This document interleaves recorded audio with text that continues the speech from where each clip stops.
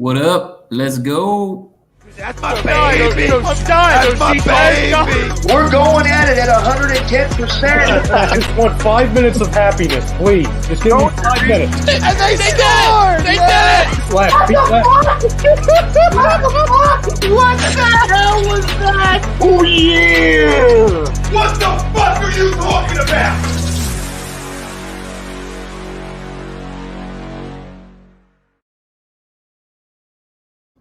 Yo, what's up, everybody? Kicking it stateside, back again, October 5th, 2001. We are flying through the year. Before you know it, we'll be having Thanksgiving, and we'll be talking about Boxing Day in a matter of moments. Of course, per usual, we have lots to talk about in an hour 10, 15, whatever we decide to do today. Obviously, lots of Premier League talk. Over the weekend, we saw probably one of the better games of this season so far. Definitely lived up to the billing. The Manchester City Liverpool match this Sunday, hell of a game, 2-2. Yes, I know all the Reds fans out there are, you're wanting to, and Lord Walker, again, he's probably got more ammunition with that Mo Salah goal to throw in his chamber. To say that Mo Salah is one of the better strikers, wingers, whatever you want to call them, goal scorers in the world with that beauty goal on Sunday. But not to the dismay, Kevin De Bruyne says, and shows why he is one of the best midfielders in the world and scores a tying goal in the 83rd minute or so to get a tie. And I think a pretty good result for both squads. I'm sure Liverpool fans are going to feel like they deserved all 3 points. But again, this is very early in the season, and I think we just showed that those two teams are probably the better squads, at least the top two teams in the league. Brian, my friend, what do you think? You think those two teams are going to be fighting it out at the end? I mean, yes, because that's what I picked to start the season. Mm-hmm. Obviously, your boys are sitting on top of the table, and I expect them to finish somewhere in the top 4 like we went over in the beginning of the year. But right now, it definitely looks like these two, pending any health issues or anything like that, are slightly just, I don't know. I don't want to say a step above everybody else because, again, I don't want to take anything away from Chelsea leading the table, still the current champions of Europe. But yeah, I mean, it's hard to dispute that. The Salah thing, again, I don't want to harp on it too crazy because you know how Lord Walker will get very upset, but when discussing it, we're talking in the moment. I think in the moment right now, maybe absolutely he's probably, up there with them, if not better than them. I guess former Blackburn Rover Chris Sutton, Blackburn Rover striker, he came out and said the same thing, that Salah's the best in the world right now over those guys. I would keep Ronaldo a little tighter to that because he's done nothing but come to United and perform. Absolutely, we made it. We made it. We survived it. So you can't really take away from Ronaldo at this point. I mean, Messi's been a little lackluster in his new start at PSG. So for him, I would definitely take Salah all day over Messi. I would have to do some serious thinking. If I was building a team now, absolutely, just because of age difference. But I don't know if I'm taking anybody over Ronaldo. You need that 95th minute miracle, and the guy just does it over and over and over. So, yeah, I mean, as far as Premier League scorers, he's got to be up there. Obviously Ronaldo, and Lord Walker mentioned it the other day that they're at different stages of their career. Probably a 10-year difference at least, maybe 8.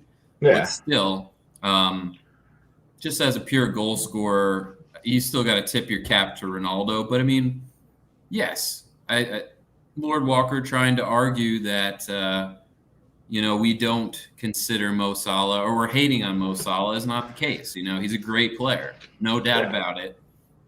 Just what we were saying last week was, to be mentioning him in the same breath is it's tough to say, but again, he's making his way up there. He's definitely stating a case, but again, they're at their different points of their careers, so it's hard to really say, you can mention them in the same breath at this time.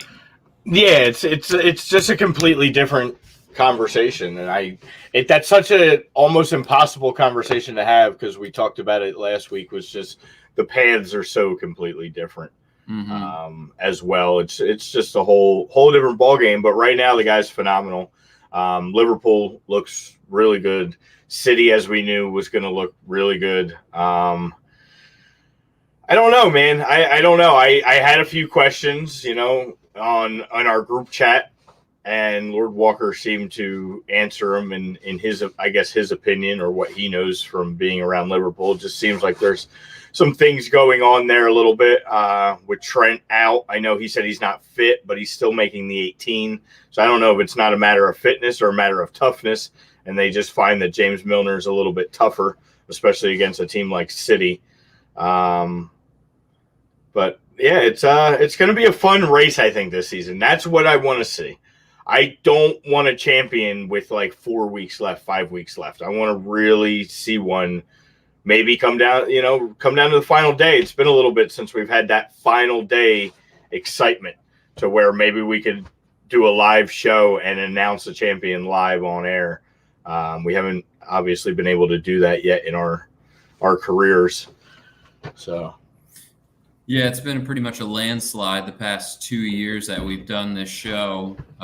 We've announced champions. It was just like 4 weeks before the season was over. Yeah, it was like March or April, and we're already crowning champions. And, with Liverpool having that insane season, it's so confusing with the pandemic. It's like 2 years, or it's just like, 2 years. Feels like forever ago. And then obviously last year was a good year. But the other poll question I want to bring to the attention, it's fun to say because not to make short of Watford's, misfortunes and everything that's happened with them. Why not? 6 years or so, but it's just like you would think that Watford has like the most high pedigree job.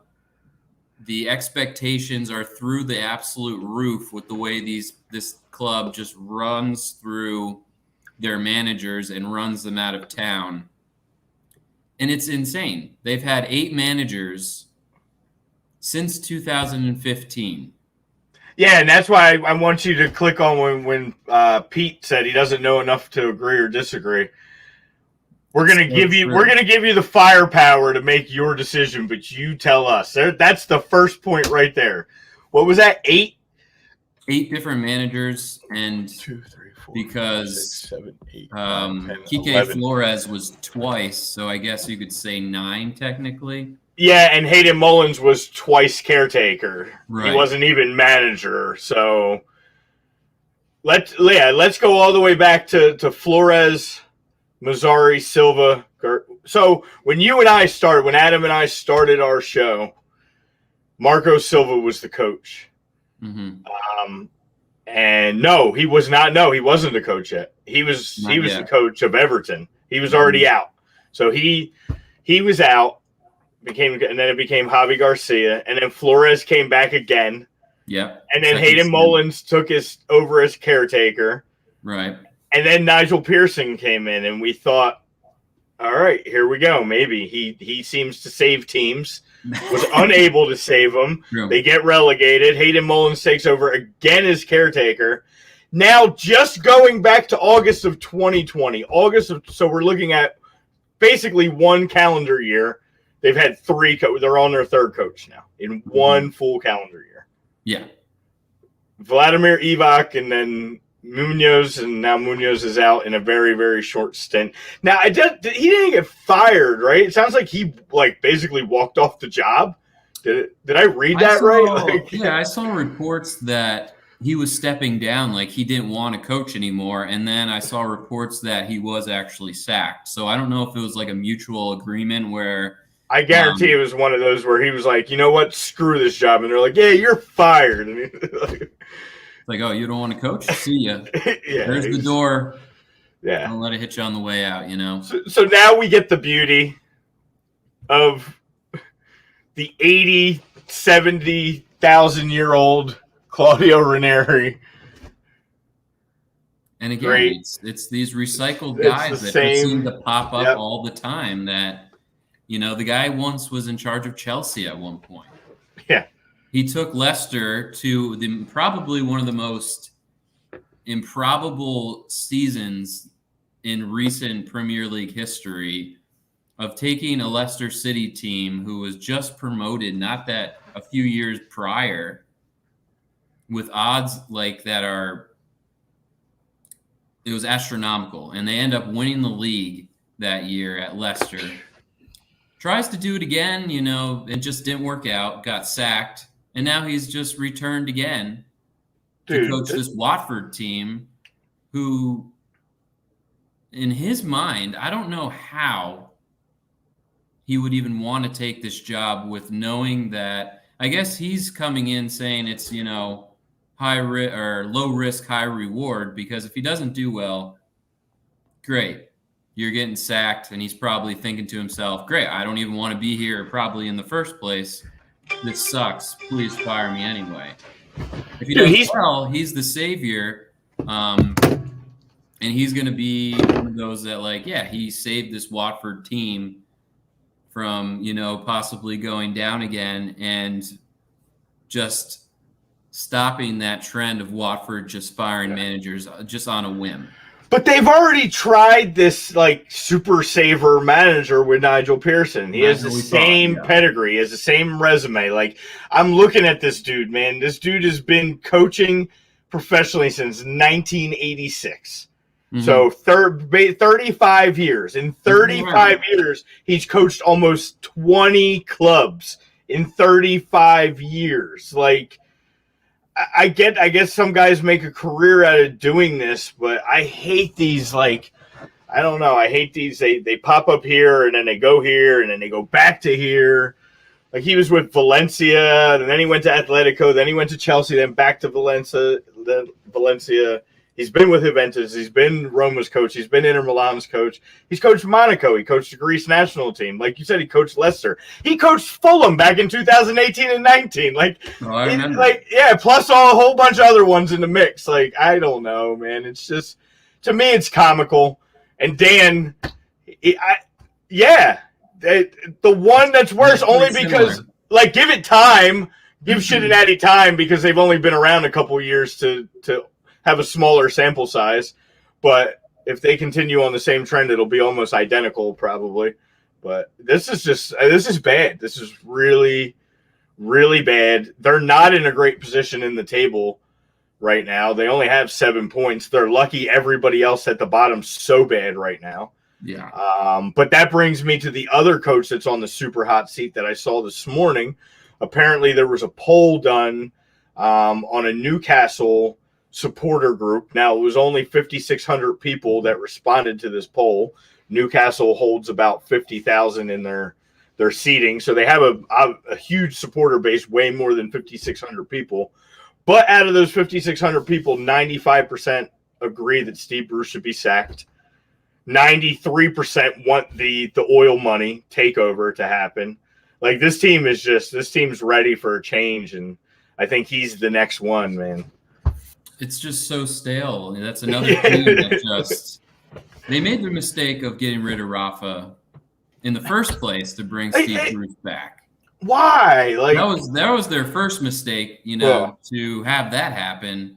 And I'm not even the biggest Rafa guy, but come on, it's clear night and day that he's a better coach. Well, Steve Bruce is another, like, retread guy who always finds a job somewhere just because of his name. I'm telling you, it's this nepotism in sports, man. I keep calling for its head because in all sports, it doesn't matter. And it's friends and buddies and guys they grew up playing with and guys that have no business in some of these big time jobs or getting opportunities, and it's so disheartening sometimes. It is. It's ridiculous. And I mean, I would say disagree that they become a laughing stock because they're not in the Premier League often and long enough to even be considered a laughing stock. You have a Norwich team who is more of a laughing stock than they are. But as far as recycling 8 managers or so since 2015 is pretty comical, like you said. And again, like I said 5 minutes ago, you would think Watford is the most like prestigious job with the craziest expectations where the coaches are going to be on a short leash. Like, here's my question too. Like, who does this dude come in and lean on, right? You have a 70-year-old Italian guy that's been all over the place walking into this club with, a very diverse mix of players, but none of them are Italian. So it's not like he has one guy that he can like pull and be like, listen, I need you to be my leader. There's not a ton of quality veteran leadership on this team. Like, does he go to Tom Cleverley? Like, is Tom Cleverley his guy? He's like, listen, you're my inside guy. You're the old man of the team. You're from this country. Like, I need you to do something. He's got Danny Rose on the squad, but like, I don't see this team doing much of anything, honestly, other than taking a giant nosedive before the season's over and being right back down in the championship, most likely. Yeah, and the fact that Ranieri's been around in 20-some clubs he's coached, yeah, you would think, okay, maybe, they bring him in to save the season or whatnot, but he hasn't even been doing that. No. He's come in, he's the big name on the block. Yeah, what did he do? He didn't do anything for Fulham. Yeah, it's literally a Hail Mary for Watford, just hoping that in the grace of God that somehow he motivates these players to at least play to above that red line of relegation, enough to stay up maybe another season. But other than that, it should be the same old thing where he doesn't even last this season, though. That's the thing. Yeah. Well, luckily for him, he gets to open up his campaign when we get off international break with Liverpool. So it'll be a nice start and welcome back to the Premier League. Like 3-0, 4-0 quick. Yeah. So Premier League talks about diversity, but it's close continuing. Oh, it's not. I mean, matters. Yeah, I know. Liverpool 12th man. Thanks for joining us. It's Big Sam. He's always around. He's always lurking in the shadows. Yeah. Steve Bruce, I'm sure, will get sacked at Newcastle and find his way in like the championship team. I was going to say, the aforementioned Nigel Pearson. Nigel's always in the shadows. Marco Silva somehow finds his way. Silva still gets jobs, yeah. But he's doing a good job. He's doing a good job, but they got crushed against Coventry this weekend. You know what's going to happen. Let's pre-predict it now. He'll do a great job. He'll get Fulham promoted, and then they'll start the season on like a 10-game winless streak. It happens again. Like Liverpool 12th man said, you'd think where they say, hey, this is a diverse, we got all these great coaches and pedigree from all over the world. It's like, really though? Like you have David Moyes still as a coach. The guy's been everywhere as well. Ranieri everywhere. Steve Bruce has been around the block. Like, come on. Let's be real here. Yeah. There's going to be some changes, definitely. Your boy Dyche is going to be on the block soon. They're still sitting at 3 points.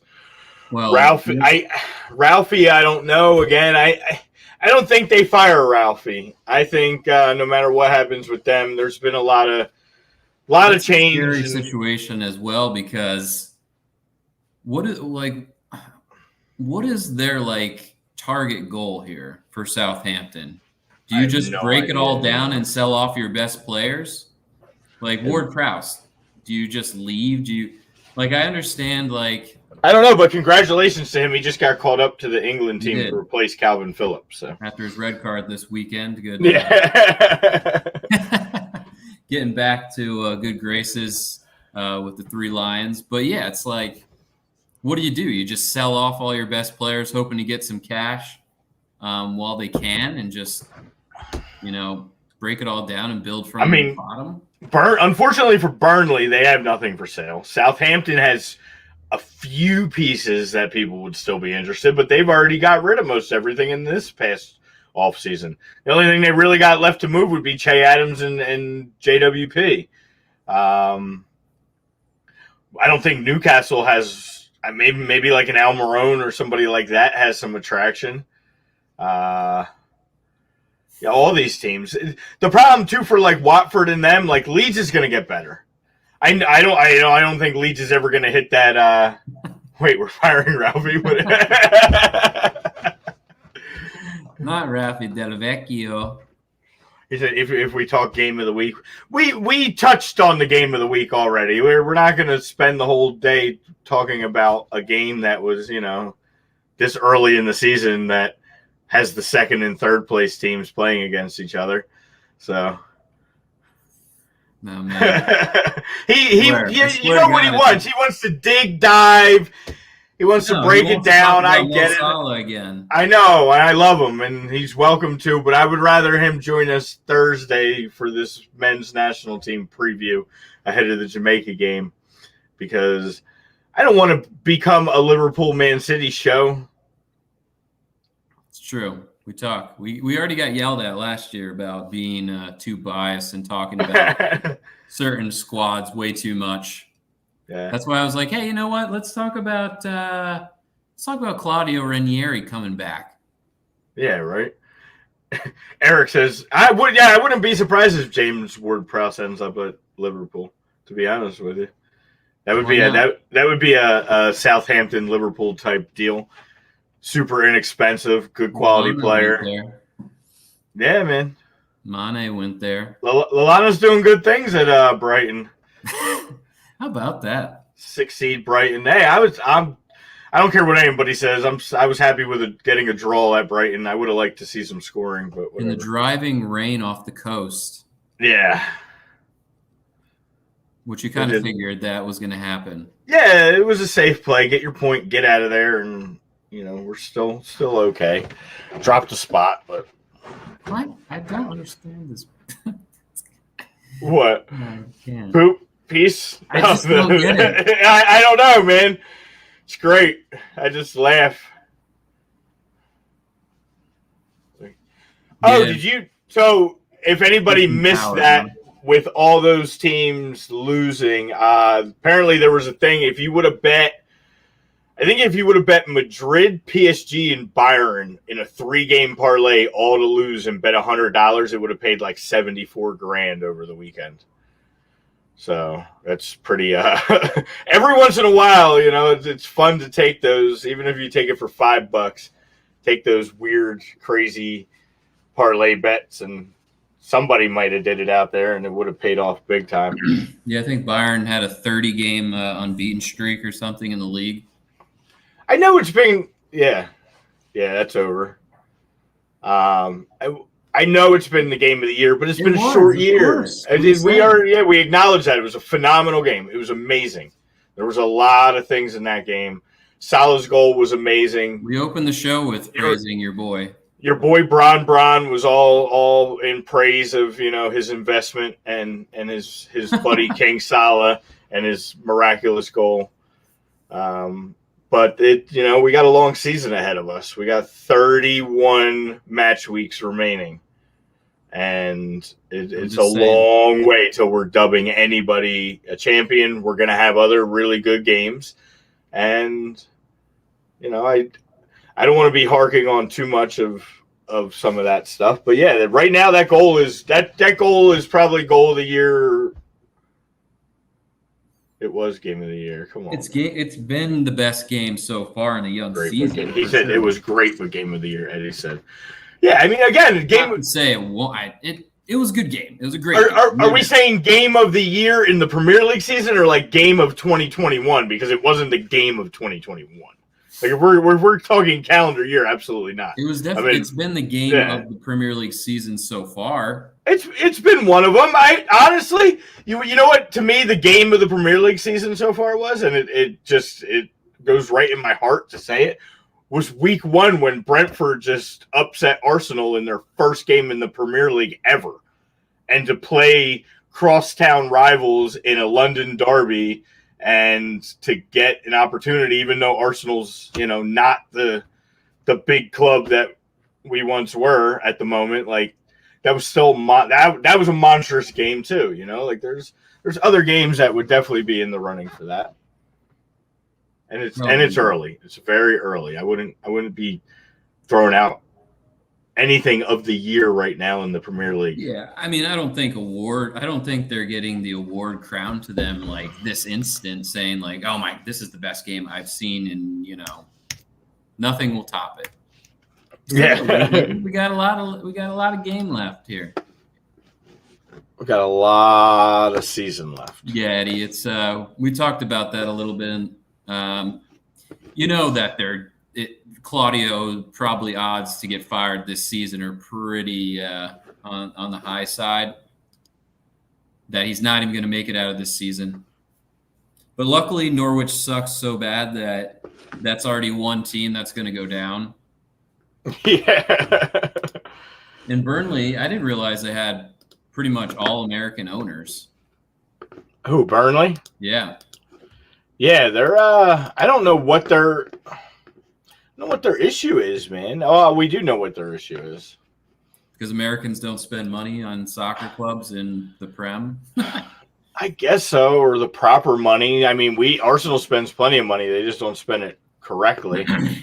Some of these other teams, yeah, they definitely don't spend money. It was a good game. Just stick to your Liverpool fan pages to post and get your nuts off. Yeah, Eric Bayern did lose. It was, the Bundesliga is just getting so hard to watch anymore because now, Dortmund just apparently just loses without Haaland. It's fucking ridiculous. Yeah. You can't even make up ground when Bayern loses because, of course, you lose as well. So can never win. Can never win. There's only one bright spot in that Dortmund team, and that's Jude Bellingham, who was going to be an absolute star. Yeah, and Gio when he comes back. Gio, of course. Haaland's might as well be out the door. The rumors just are getting stronger and stronger. I mean, he's going to go for a lot of money, and it's fine. We'll get a lot of cash back, and we'll, I'm sure, find some young kid out there, and he'll do fantastic. It's a never-ending cycle at Dortmund where it's just, you sell the big boys for a lot of money and find some kid, sign him early. Speaking of, did you team and sell him out the door 4 years later for some good profit? Did you see Mbappe called Neymar a tramp? Mm-hmm. Speaking of guys out the door, I think he's ready. He's having a tough one. He said he was thinking about taking a break from the French national team after his missed PK. He's in his head now. When the French you have a young kid and you got the whole nation of France on your shoulders. Yeah, well, you came out and you delivered very early, so now they're expecting everything. Game of the year so far, Arsenal thrashing. I mean, I think Spurs, we know who they are at this point, right? Yeah, possibly.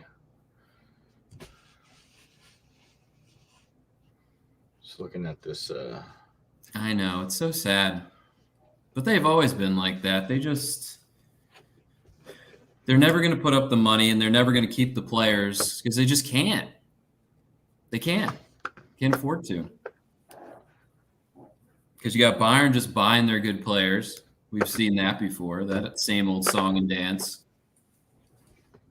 But we've also seen other guys that have done great in the Bundesliga for Dortmund and just not pan out in the Premier League. Happens.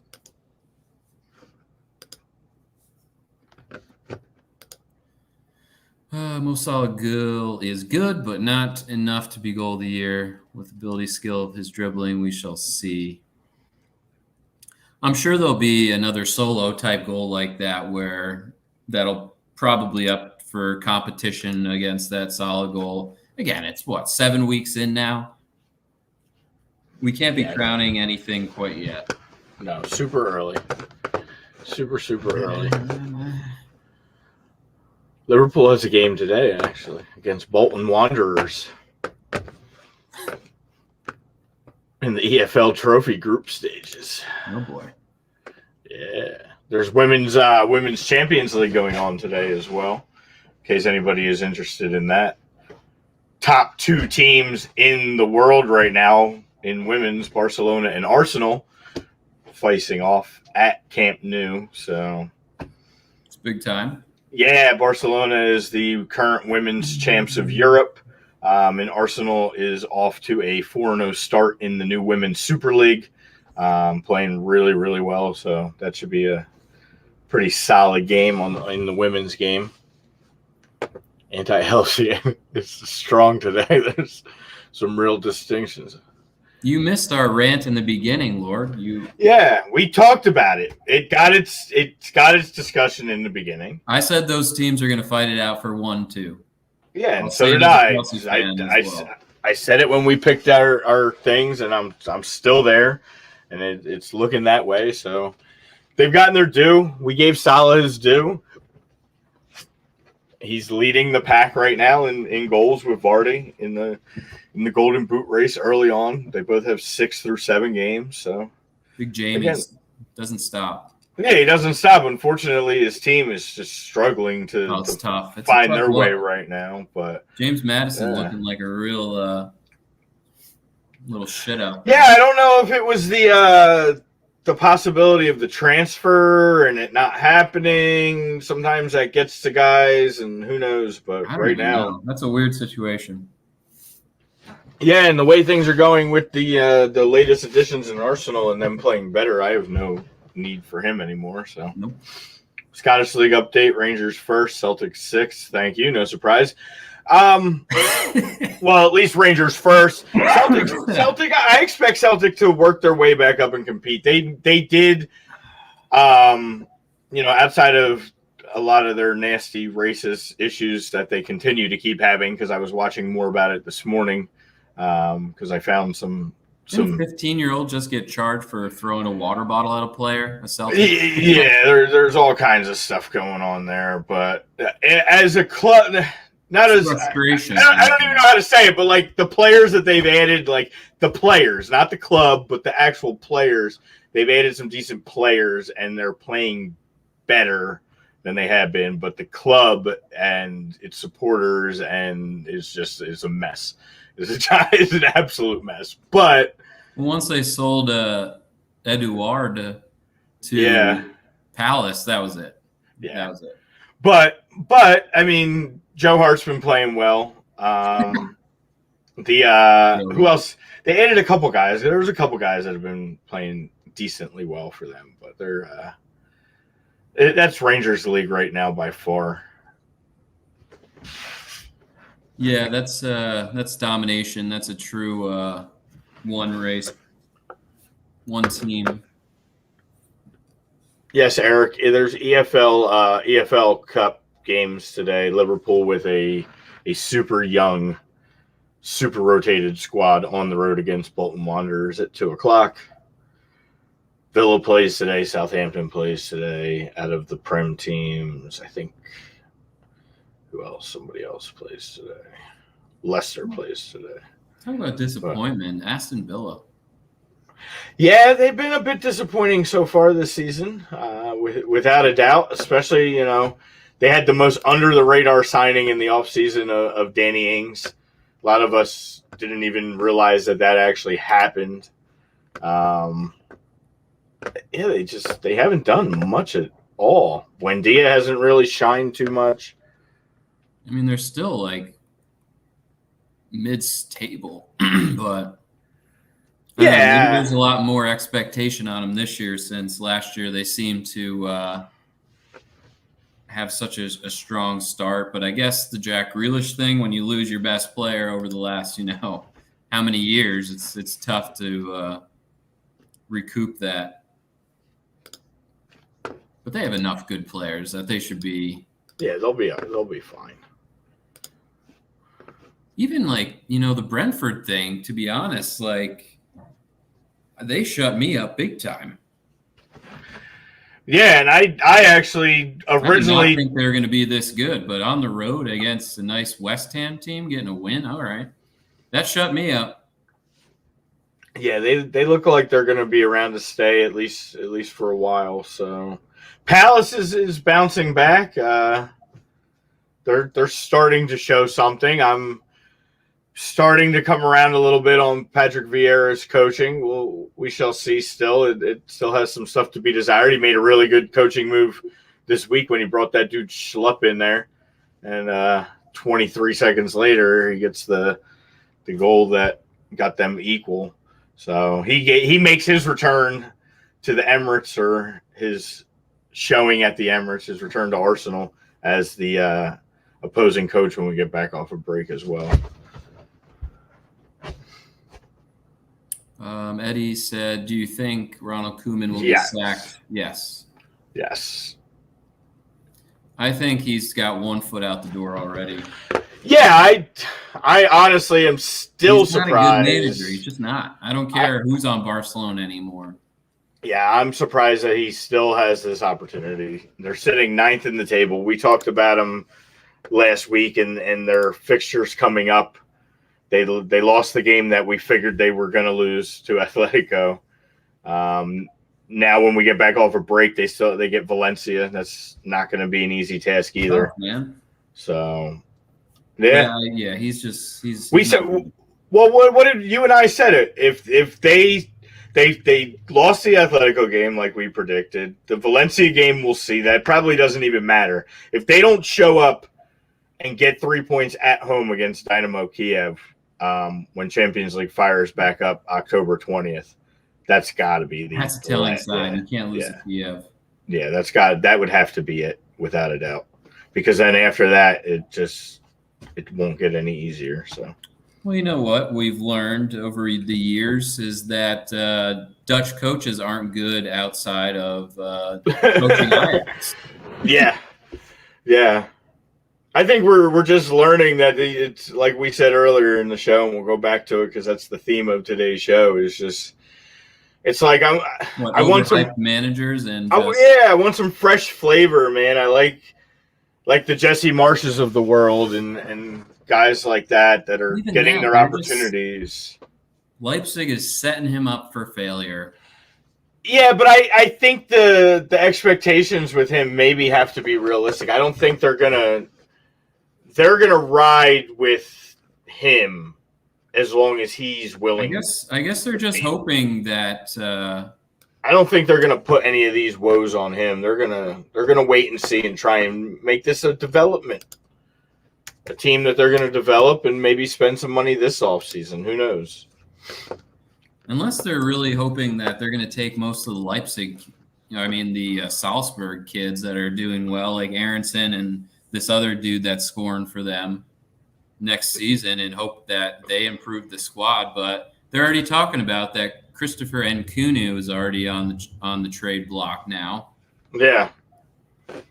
Well, Jesse won't mess around. Jesse will give you your opportunities. We saw it with Red Bull as he was building that team, New York. And he did the same thing. He gave guys shots. He brought them in. He rotated. And then once he found it, he ran with it. And he had the trust of he's got to have that trust of the organization. They can't pay because he's been now so deep involved in this organization. So, I don't care if they want to get rid of him, let them get rid of him, because then the only job left would be the job we want him to have. So, yeah. It's a win-win for us, I think. Yeah. In the end, and that means Leipzig's not doing good, so that helps you and me with Dortmund and Bayern. You got to learn that you can't be sellers in the Bundesliga. Or it's just going to be a tough road ahead. Yeah, like that league is not strong enough. That means you're selling them to Bayern, which we've seen already so far with Sabitzer and Upamecano. So. Yeah, like two of their by far best players too. Right, it's not even like not like they're just like regular role players. Like these just were joining guys. A team that already has a Leroy Sané and Lewandowski and Serge Gnabry in your front three, and you're just adding these other pieces around them and defensively. So I have no clue. It's tough. Yeah, it's tough sledding. It's tough for the Bundesliga right now. It really is. What are they sitting? They're sitting 8th in the table right now. So just not good enough. It's just not good enough. Oh, there was actually an article a couple of days ago if Jesse Marsch was the right man for the Red Bull Leipzig job. I don't know if they would say maybe too soon. No, it's definitely too soon to be saying that. But again, like you said, though, sometimes for him to take like a big job like that. I don't know. I don't honestly, I don't think it's too soon on him. I think, like you said, I think it's an organizational thing at this point. You come in and the guys that had this team firing on all cylinders all got sent out the door pretty much. So just trying to find they've been pretty good at finding the young managers. They did well finding Julian Nagelsmann. Mm-hmm. And he did well. And I guess maybe they thought that Jesse would have that kind of same effect. But again, it's not the same team. They just lost, 3-4 of their best players. So yeah, and you got a lot of kids on this team. Like you're expecting a big group of young players to carry you. So I don't know. Well, I think they'll be okay. I think he'll be okay. But like we said, if worst case, if it doesn't work out, then he's going to need a job. And if Uncle Greg falters here in this upcoming week and a half, Uncle Greg. Like I really hope he doesn't. Like I just want 7 points, and we'll talk about it more on Thursday. I guess we could tease Thursday a little bit now. We do have a show coming up again Thursday and Thursday evening. We are back to World Cup qualifying against Jamaica. U.S. at home in Austin, Texas. And our boy Paul Areola is extremely fired up. So expect him to be wearing the captain's armband and starting this game based off of the article that I was reading earlier today and his excitement to be playing a game against Jamaica in Texas. The new blonde hair. With the new blonde hair, yep. So we won't talk about it much because we're going to do our whole show basically Thursday dedicated to that. But yeah, we got a lot coming up, man, and we got some big things coming up here. Oh yeah. You know what, Eric? My rule of thumb. I don't know about for you for betting. I tend to stay away from those FA Cup games and EFL Cup because anything can happen. Yeah, it's not the full teams. You just never know. It's like betting preseason football sometimes. It's totally a different squad out there. So anything can happen. So I've been burned before on betting those games, and it never works out. I was going to say, Eric and Lord Walker, as much as they love Liverpool, you can look at that roster, and you can't honestly tell me more than half the guys on that roster on today's game in the EFL Cup, because I'm pretty sure some of these kids are, like you will never see play very, very often for some of these. Right. You got guys wearing 78 and 71 and 61 and 80 and 82. I mean, you're digging deep into the Liverpool academy to field a team against a Bolton Wanderers team. Even a Bolton full squad. I mean, it's that you shouldn't have too much of an issue with. It's like the U18s taking on, or the U23s taking on like a full Bolton senior team. Yeah. Anything can happen. Stay away from that betting, Eric. I'm as a friend, confidant. Don't make me call 1-800-GAMBLERS on you. You can talk to me. I work for a sports book. I'll get you to the right people. Pepe possibly going to Wolfsburg. I don't want to see him go to Bayern and get lost on the bench. Ajax. Okay. Yeah, he's probably the big name, right? The big American name out there right now. The only thing is, I think if he ends up at Bayern, it's probably Lev's done, which I hope still never happens. I just hope he retires at Bayern, but I feel like at some point he probably will leave. So I would like a move. I think he would do well at Wolfsburg. Yeah. He would definitely get some playing time. He would probably, get some good goals and hang out with Brooks, feel comfortable. Yeah. Speaking of JB, how about that? That's a little gift. I think that could keep on giving. John Brooks not coming back to the U.S. for these games with a back issue. Yeah, it's one of those where it's like a blessing in disguise, where it's like maybe we don't actually need him. He's more hurting our team than anything. Well, we will see, I guess, when we actually play the games. But yeah, it's kind of like, hey, we named you, so you're still in our good graces, but rest that back. Yeah, rest that. Hey, stay in Wolfsburg. It's okay. You got Champions League games to play still this year. You got a long year ahead of you.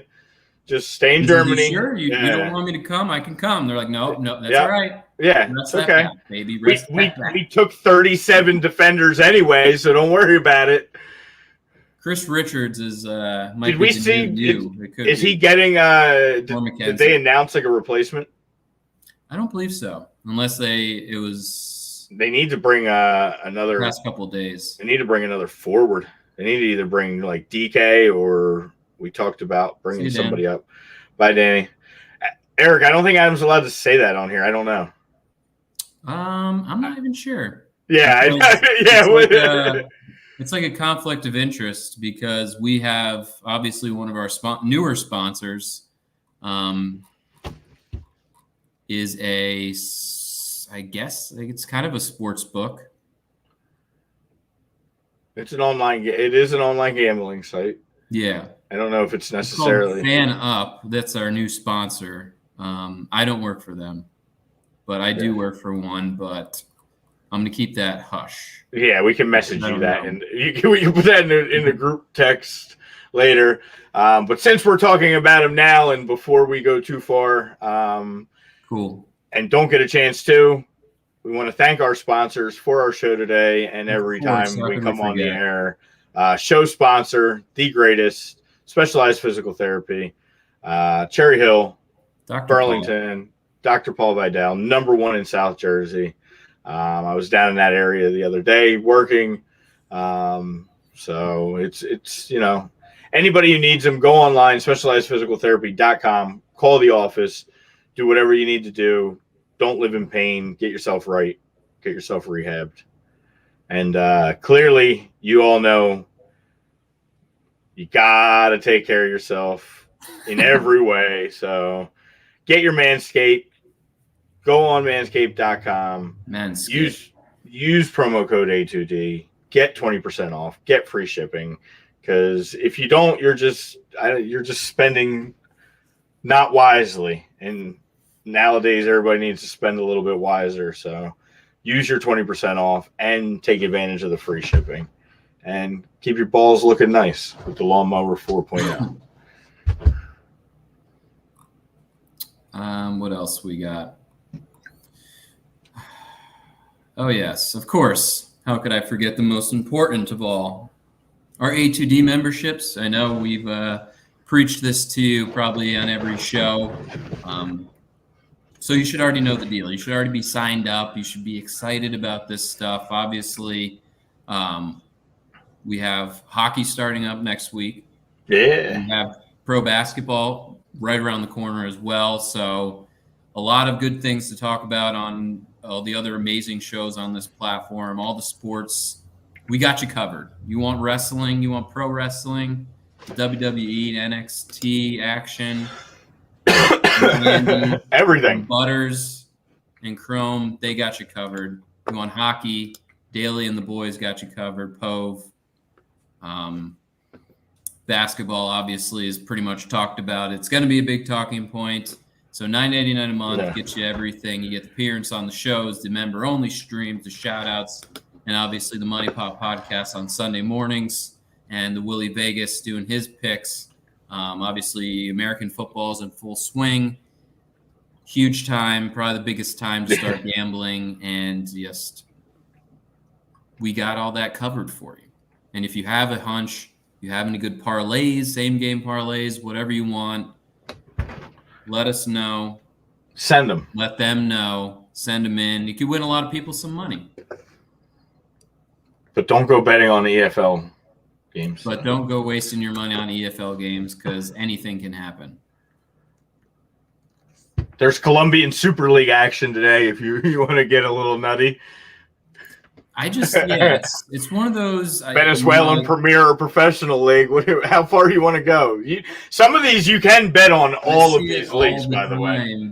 When people are just trying to catch a big bet, it's like don't bet something you don't know anything about. That's how you get burnt. Like don't go betting Colombian Professional League when you don't know anything about the teams.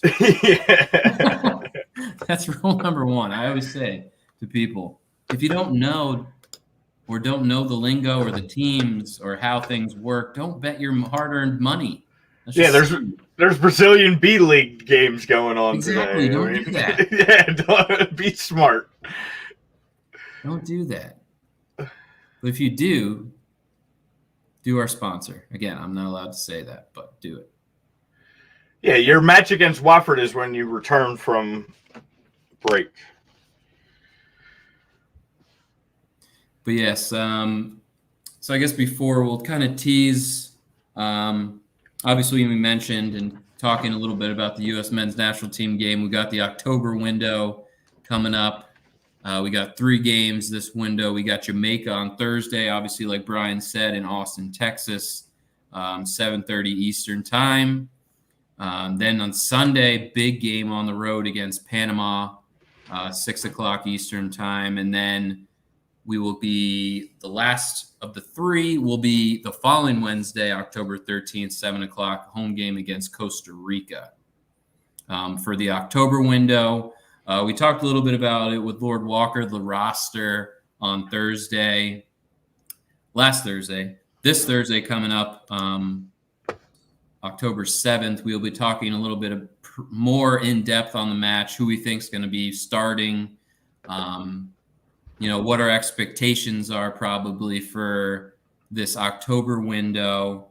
I did mention a little bit in the show criteria, you have to win this Jamaica game, right? It's 3 points or nothing, because if you lose this, a home game to a team that has been struggling in the first September window in Jamaica, who I believe has 1 point so far in 3 games, who are sitting at the bottom, you cannot afford to lose or tie this game. You must win, and you must get off to a strong start.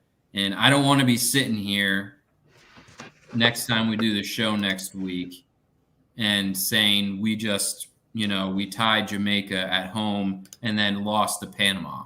Like, I don't want to be put in my mind in that mental state where I'm thinking about 1 point from those 2 matches.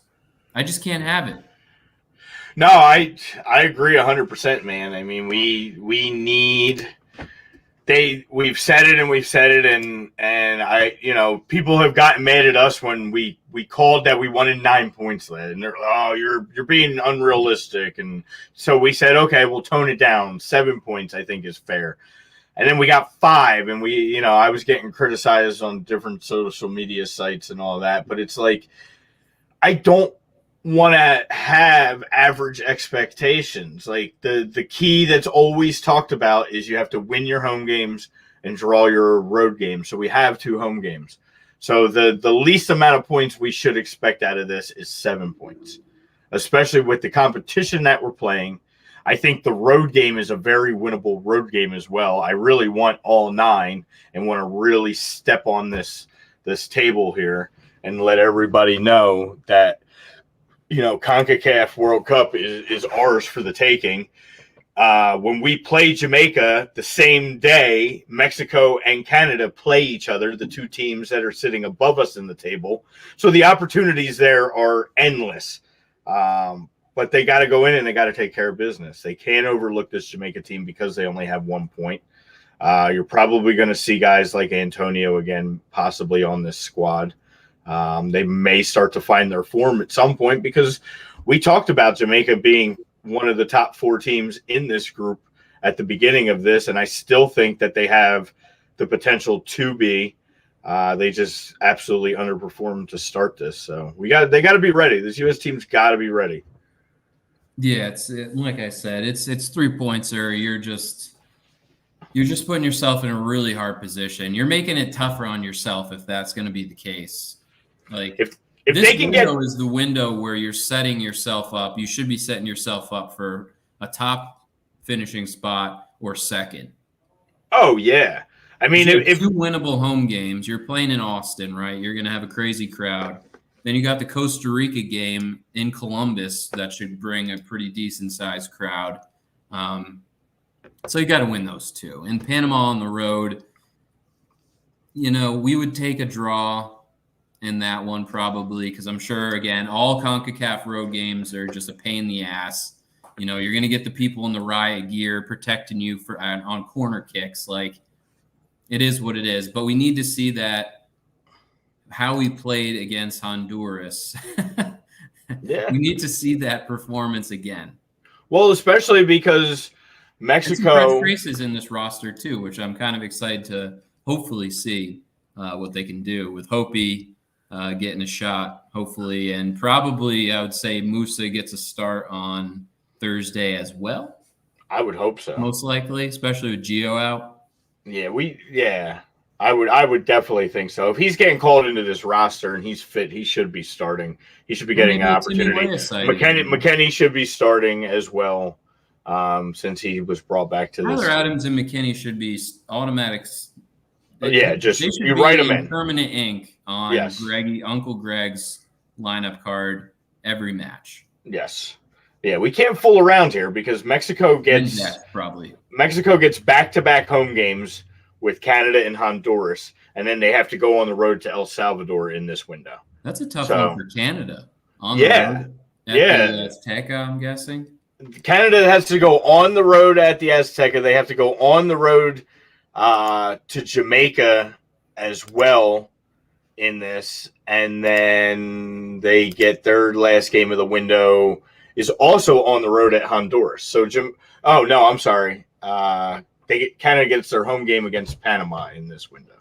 So they get 2 on the road and then the 1 at home. So they have a little tough sledding, but Mexico, we need as many points as we can because Mexico's looking like they're coming out of this most likely with like 7 again as well, like they did in the first window. So we got to be big Canada fans, I guess, in the first game, or root for a draw in that first game. A draw between those 2 and a win for us over Jamaica would put us in first place to start off. I think a draw between Mexico, Canada's best case scenario. Yeah, most likely, and we just got to take care of our business. Right. We got to just distance ourselves from everybody else by taking care of our business. If Mexico does the same thing, that's fine. Yeah, like I honestly don't care. 1 or 2, I don't care. We shouldn't finish 3rd, and we really shouldn't finish 4th and have to play some stupid 1-game playing game with a team that will probably beat us, even though we're ranked higher than them in the world standings. So I don't want to have to go through all that. Like 1 and 2 is not unreasonable to expect coming out of this, and this is the window to, I think, cement that. Like, and if we don't, then let's make the move now. Let's do something. If we're not getting, I know we said this last window, but if you are legit not getting at least 7. Yeah. At least 7, I think, is pretty damn realistic with 2 very winnable home games and on the road at Panama, which I know is not going to be easy. Yeah. but it's still doable for a draw. That's still a game you should win with your A team. Right. Like you have to set yourself up for this future, because in the November window, you're starting out, I believe Mexico at home is the first one. And then I'm assuming you're going to get 2 more road games after that, because I think I feel like there's only 2 games in that window. I could be wrong, but I feel like for some reason there was only 2 games. Yes, but regardless, it doesn't. Yeah, regardless, though. I mean, you get Mexico at home on November the 12th, and then Jamaica at Jamaica on the 16th, and that'll do it for the rest of 2021. Yeah, and then finally in January we get the chance for redemption with El Salvador. That game has to. That's got to be a 5. That's got to be a 5-0 game. When we get that opportunity. You get Honduras and El Salvador at home, and then you get that big road test against Canada. Yeah. It's set up greatly for us. It is. It's there for the taking. This window's key. This window is key. It's going to be set. It's going to be how this window finishes is how it's going to determine how Uncle Greg is going to be looked at. 7 minimum. He's going to set us up. 7 minimum. Anything less, I said, is a failure. I don't even care if it's only the October window. You don't have that much time left. It's going to be here before you know it, and you're going to be sitting there in 4th place, and you don't want it to that roll the dice chance of playing either New Zealand, or I remember I think it was Eddie that brought it to us our attention when we were talking about this in September. That now I think it's like a draw between either that Asia runner-up or Asian champion or whatever that region, Oceanic champion, the New Zealand region, or it's like the 5th place finisher in Common Bowl. Yeah, which you don't want. You don't want to see like a Uruguay or like a Peru Colombia. Colombia somehow falls. Venezuela, any of them. Yeah, you got to play like a home and home with them. Like you don't want. Well, it's just like we talk about this now and stepping on the throat now. Like, you don't want to go into March having to go on the road to Mexico, a home game with Panama, and on the road to Costa Rica with your qualifying still in limbo. We should already know that we're advancing. At that point, those 3 games should just be determining whether we're 1st, 2nd, or even 3rd in the advancement. I would accept it if that's what it came down to and we didn't have to play that in 1-game thing. But really, that Mexico game should be deciding 1st or 2nd in the group by that point. And then the last 2 should be like games where we get to play guys that might need some caps because they don't really mean much. Right. That would be really nice if they could just handle their business.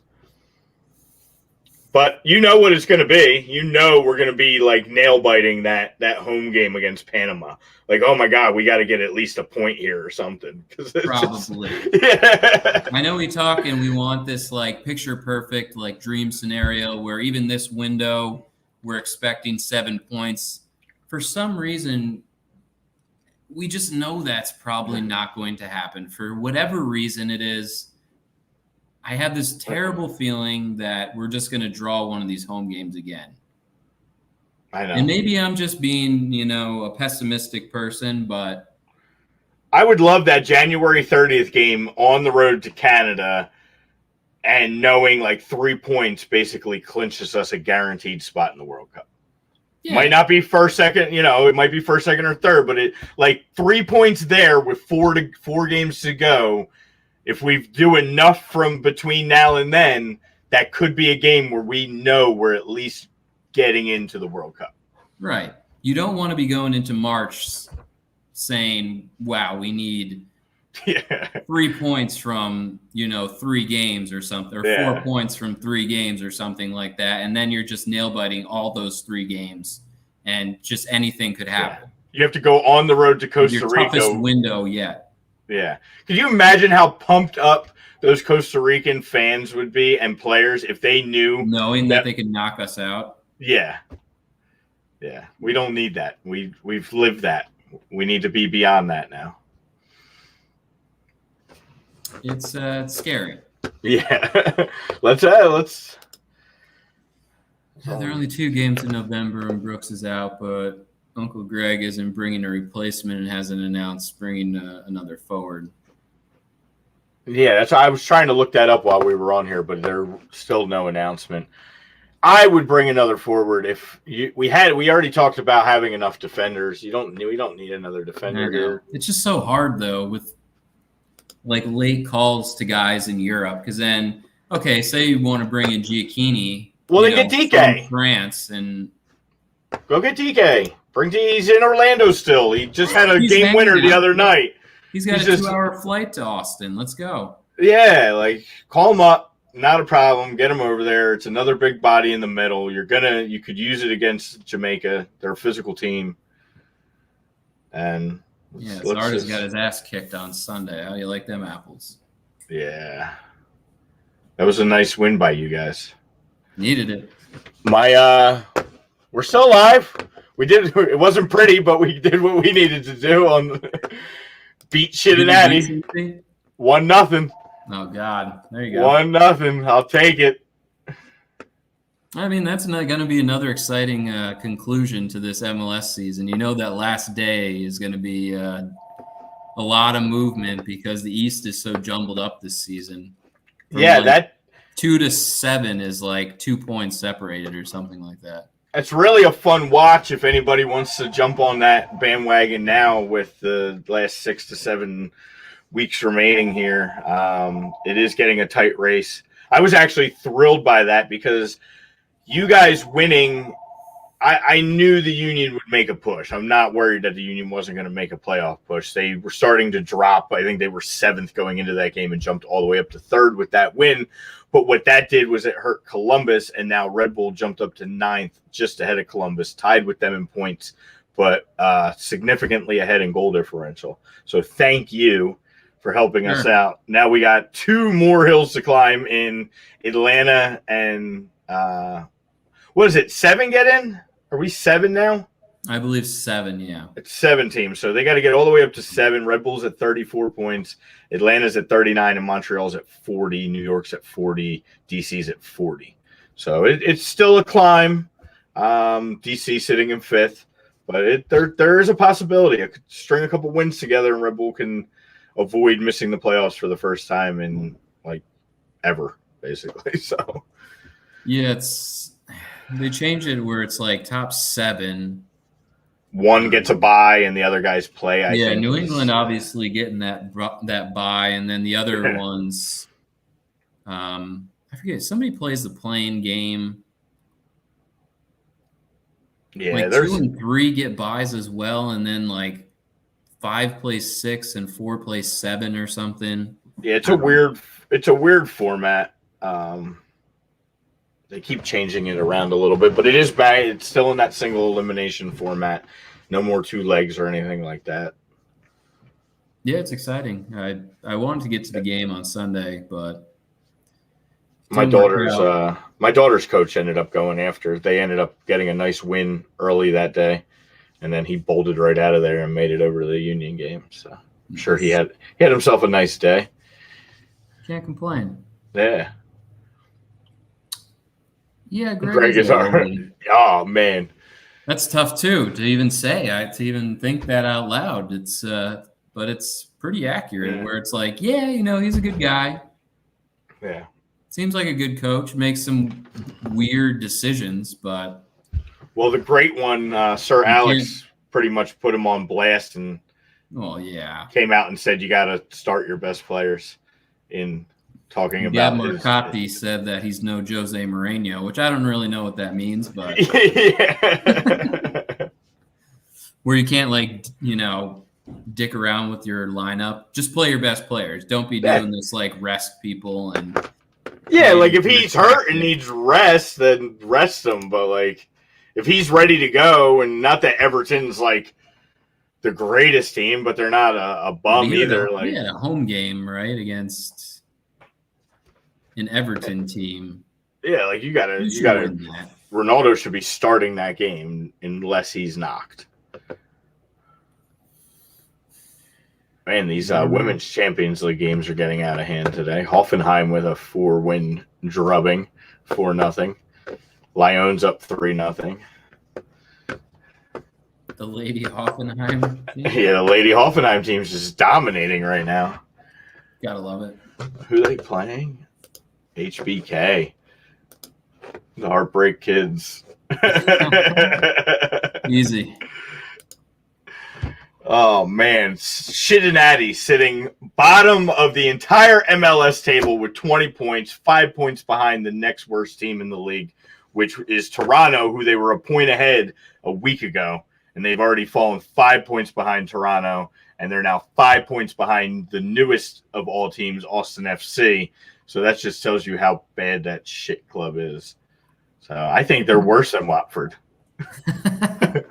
They're very similar. I didn't. Yeah, dude, it's bad. I mean, looking at this, they're minus 24 in goal differential, the worst in all MLS. And like I said, they were a point ahead of Toronto a week ago when we had that conversation, and now they've already fallen 5 points behind. So it's a joke, but yeah, they made a big mistake trying to make the jump. Like relegate them. Hey, we're seeing some more teams next year with Charlotte and good Sacramento Charlotte. in next year too. Yeah, they're all coming. I'm okay with it as long as it goes in the direction that it needs to go once this happens. If Uncle Donnie has a plan, then sure. Hey, dude, get it to 36, 40 teams and then split it into 2 leagues with relegation. Perfect. I'm all for it. I don't even Donnie. feel like it's going to happen in our time. No. Dude, my time could be tomorrow, so.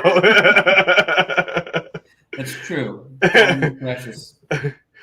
So, speaking of time, I know we're getting up against it a little bit here. Yeah, we could do any red card, yellow card you got to end it.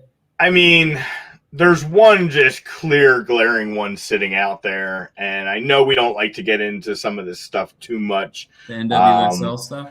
Yeah, I mean, I was watching it on the news a little bit this morning and watching how big of it's if you log on to ESPN now, you don't even have to hit the soccer tab. It is the number one headline on ESPN, and rightfully it should be. There's been some major issues for anybody that missed it going on over the years, apparently, that's been getting covered up in the NWSL. One direct thing that's being concentrated on right now, but I have a feeling that this is going to start one of those trickle-down effects, and you're going to start to see more and more things popping up, would just be my assumption based off of the way this is looking and sounding. It probably is time for a change. I mean, there are a lot of really good women's coaches that are women, not saying that there aren't good men that can coach women's teams and good dudes out there that aren't going to do weird, creepy shit. But apparently there's also guys that aren't. And again, some of it's allegations. I don't want to convict people before, the right way, like it seems to happen too often in this country nowadays. And everybody's due to go through the trials and tribulations and have their day in court and chance to speak up and all that. But it doesn't sound too good for this dude. And it just, I think some changes probably do need to be made in that league going forward.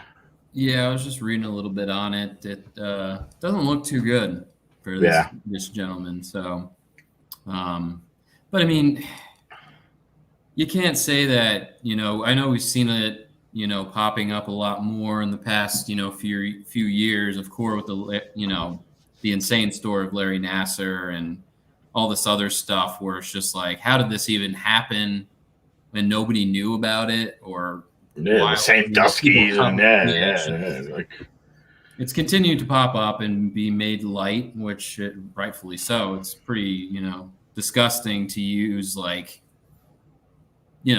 the powers of a man to try and, coerce, female soccer player, to engage in sexual, relations with you, basically was the allegations.